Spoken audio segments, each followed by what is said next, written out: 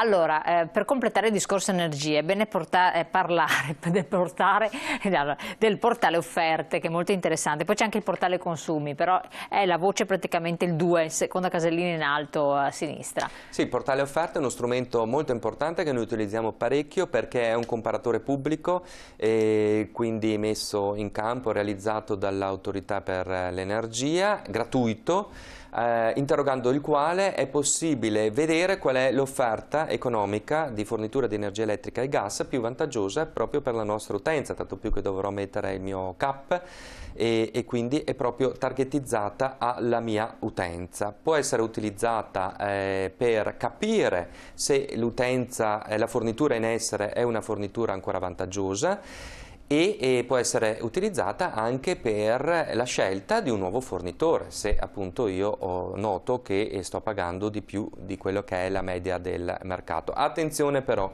l'economicità va bene, soprattutto in un periodo in cui insomma, i prezzi sono in rialzo, ma dobbiamo scegliere il nostro fornitore anche in base alla sua affidabilità, perché poi rivolgersi a un fornitore che è irreperibile quando dobbiamo presentare un reclamo o dobbiamo fare anche qualche attività di tipo amministrativo può fare la differenza. Quello che consigliamo noi è che abbia sempre uno sportello fisico nel circondario, non deve essere necessariamente sotto casa ma almeno nella città capoluogo, in modo tale che io mi possa recare nel momento in cui ho problemi che non riesco a risolvere al call center per districare le mie pratiche e naturalmente fare anche una piccola ricerca in internet sulla referenza di questo soggetto. Se non ho internet perché non sono un nativo digitale, diciamo così, ci si può rivolgere anche alle associazioni di consumatori che da questo punto di vista possono fornire qualche informazione, qualche orientamento ai consumatori che vogliono cambiare il fornitore.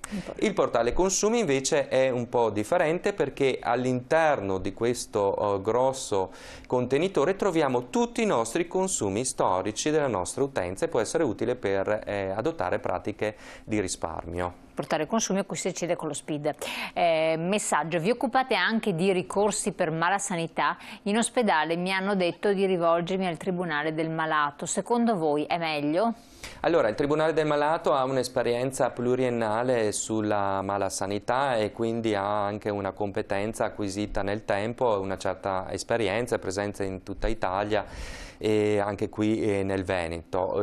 Anche noi associazioni naturalmente facciamo questo tipo di attività, chiaramente il consiglio che do è quello sempre di chiedere magari una disanima preventiva della situazione, perché quando si tratta di malasanità purtroppo si tratta di problemi seri e importanti e non si deve evitare che da problemi di tipo sanitario poi si passi nella padella dei problemi di tipo economico, cioè io devo sapere quanto costa rivendicare il mio diritto e è fondamentale nei temi di malasanità chiedere la cartella clinica, perché guardate, in questi ambiti gran parte della responsabilità si gioca dalle evidenze documentali. Per carità, poi ci sono anche altri tipi di prove, però è fondamentale aver richiesto già la cartella clinica, quindi al telespettatore o alla telespettatrice che ha scritto, se non l'ha già fatto, consiglio di farlo quanto prima. Assolutamente importante. Passiamo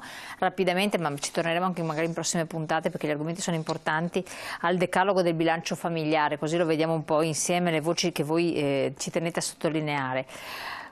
Qua parlavamo, controllare ogni movimento di denaro e quindi tutti i tipi di spese che vengono fatte, no?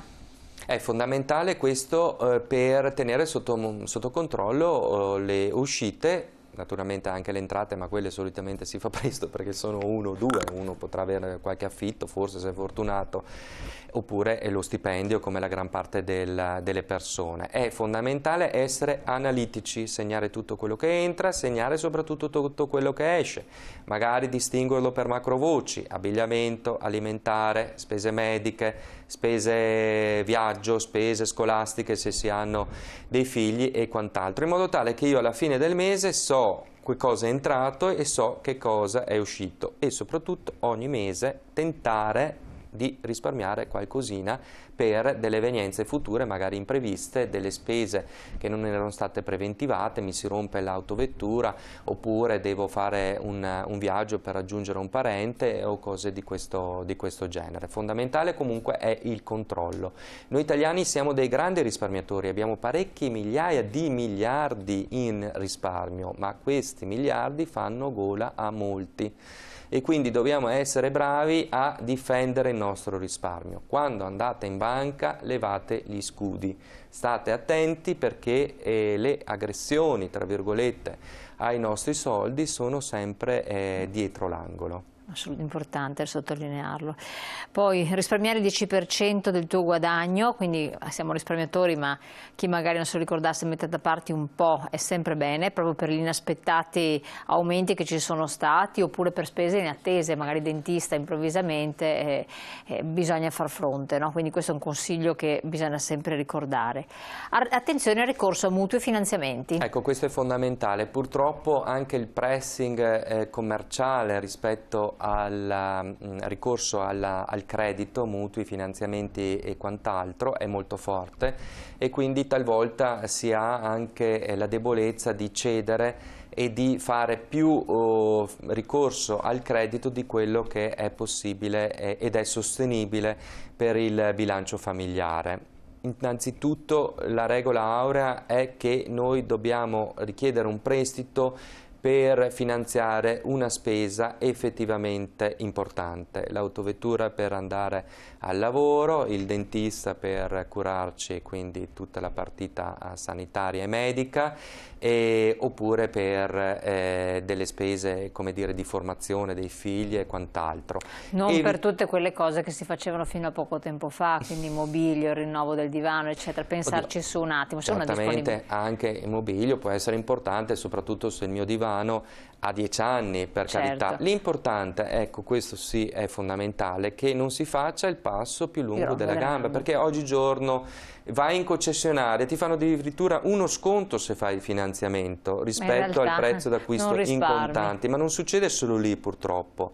E quindi noi dobbiamo essere bravi a essere, come dire, renitenti a questo tipo di pressione commerciale ed evitare di cadere nel gran vortice del sovraindebitamento, che purtroppo è un tema molto diffuso anche qui nella nostra regione, che ci preoccupa particolarmente anche alla luce delle nuove povertà che si stanno affacciando sul nostro contesto sociale e quindi diciamo che prevenire è la regola migliore. Poi chiaramente ci sono anche degli strumenti che possono venire in considerazione per risolvere delle situazioni di criticità, di sovraindebitamento, come penso ad esempio ai fondi anti-usura, cioè la possibilità di ripianare i propri debiti con delle somme messe a disposizione a garanzia, attenzione, non è che nessuno regali nulla di un rientro, oppure anche tutta la procedura della legge 3 del 2012